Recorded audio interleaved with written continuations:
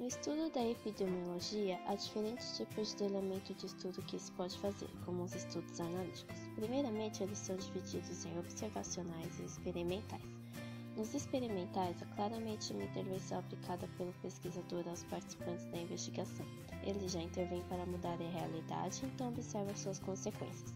Nesse caso, é realizado um ensaio clínico, nos quais o investigador avalia o efeito de um fármaco em relação ao outro. No grupo aleatório escolhido, são oferecidos aos participantes o medicamento e para o outro grupo é oferecido um placebo. Então são vistas as suas consequências, as suas melhoras ou piores. Voltando aos estudos observacionais, no quais são apenas coletados dados, há 4 tipos de estudo. Transversal, que é quando não tem relação temporal entre exposição e desfecho, e quando há essa relação, é selecionar a população pela exposição ao estudo de coorte, e quando selecionar a população pelo desfecho, ao estudo de caso controle. E por fim, ao estudo ecológico, que é o único que se utiliza unidade de medida agregada. Ou seja, não estou comparando indivíduos, e sim dados de cidades, bairros, salas de aula, por exemplo. Bom, agora vamos detalhar um pouco mais sobre os estudos transversais. Eles também são chamados de estudos seccionais ou de prevalência. Eles são os tipos de estudo observacional, no quais são abordadas questões sobre a prevalência ou razão de prevalência de uma doença ou determinado fator de risco. Ele é um estudo epidemiológico que se caracteriza pela observação direta da população de estudo em um único momento do tempo, em uma única oportunidade. Bom, o que isso quer dizer em termos mais simples? Vamos então basear num exemplo.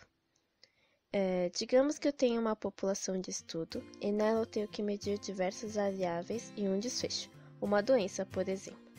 Eu vou medir essas duas coisas em um único momento.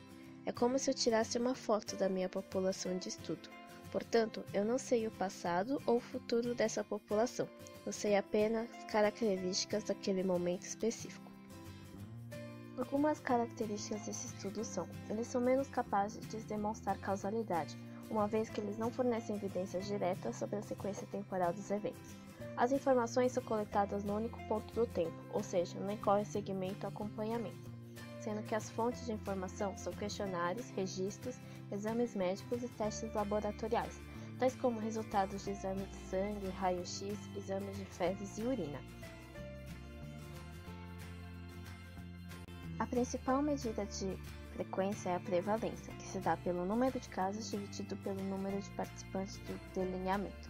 Deve-se atentar que novos casos, imigração, emigração, cura e morte são fatores que alteram a prevalência, alterando assim os dados do estudo transversal.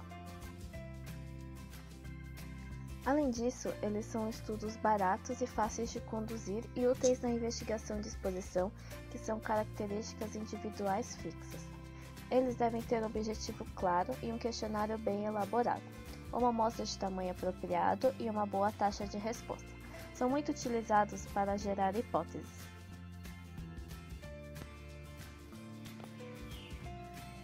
Os estudos transversais podem responder às seguintes perguntas: quais são as frequências do fator de risco e do desfecho em estudo? Existe alguma associação entre o fator de risco e o desfecho em questão? Neste caso, é importante lembrar que uma relação de associação não sugere necessariamente uma relação de causalidade.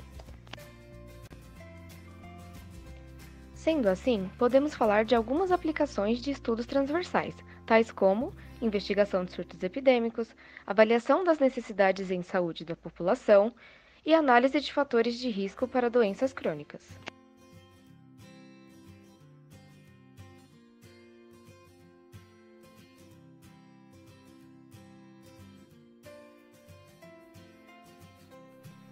Os estudos transversais podem ser de dois tipos, o descritivo e o analítico.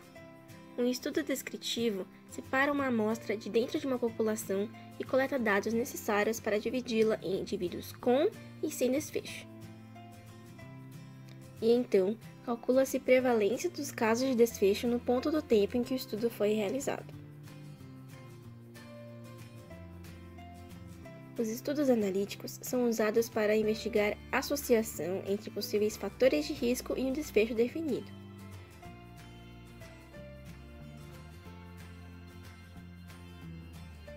Para isso, faça coleta de dados para separar a amostra entre expostos doentes e não expostos doentes e não doentes.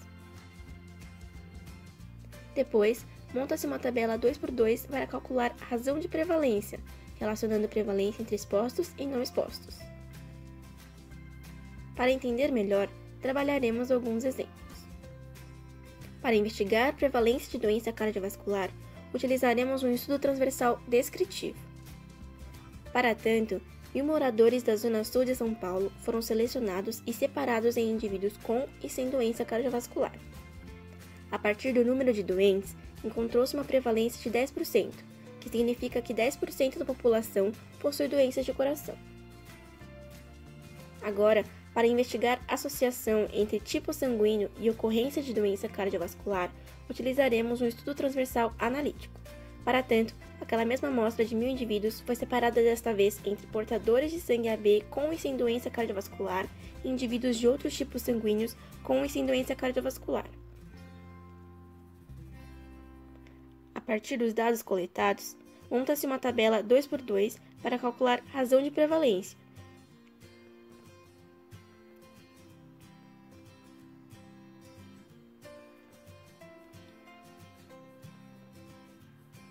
E por meio do resultado, que foi maior do que 1, conclui-se que indivíduos com sangue AB têm maior chance de desenvolver doença cardiovascular. Dentre as vantagens, pode-se citar o baixo custo, a facilidade de realização, eles fornecem instantâneo da saúde da população, permitem avaliar a relação entre exposição e doença e também são úteis para o planejamento de ações da saúde pública. Em relação ao caso controle, os estudos transversais pegam amostras aleatórias, isso generaliza os resultados. Em relação ao estudo de Corot, estudo transversal realizado em menor tempo. Dentre as desvantagens, pode-se citar a dificuldade de investigar condições de baixa prevalência, como as doenças raras, doença de Addison, doença celíaca e síndrome de Turner, porque isso aumentaria muito a amostra. Casos de maior duração são mais facilmente recrutados para investigação e casos de menor duração têm menos chances de aparecerem nos resultados. Isso implica que doenças de longa duração são subrepresentadas e os de curta duração são subrepresentadas. A principal consequência disso é a causalidade reversa. Como a exposição e o desfecho são coletadas em um único momento do tempo, é difícil estabelecer uma relação temporal entre os eventos e afirmar que a relação entre eles é causal.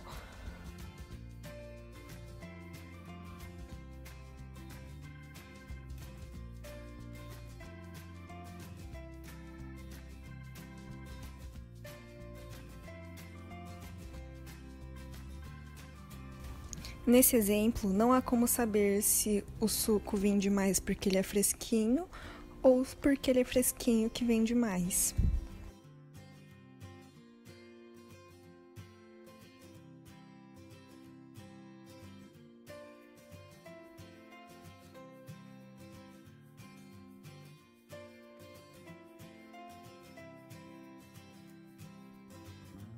Tá aparecendo na minha cabeça?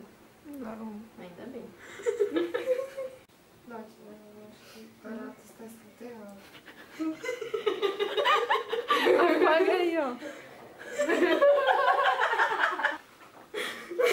Obrigada, Nath, ajudou muito. Meu, o que é isso, esse triângulo? É um comprimido! O triângulo? O Doritos? É um pai. É o quê? Escreve o que é. Continua. Ai, a menina tá acabando. Mas é o que esse negócio? Eu não entendi até É o Brasil. E ali são comprimidos. Nossa, escreve isso aqui, é um Brasil. Quais são as perguntas? Não, calma, gente. Gente, vai ter que abortar. Que eu dei um zoom, mas tá aparecendo aqui.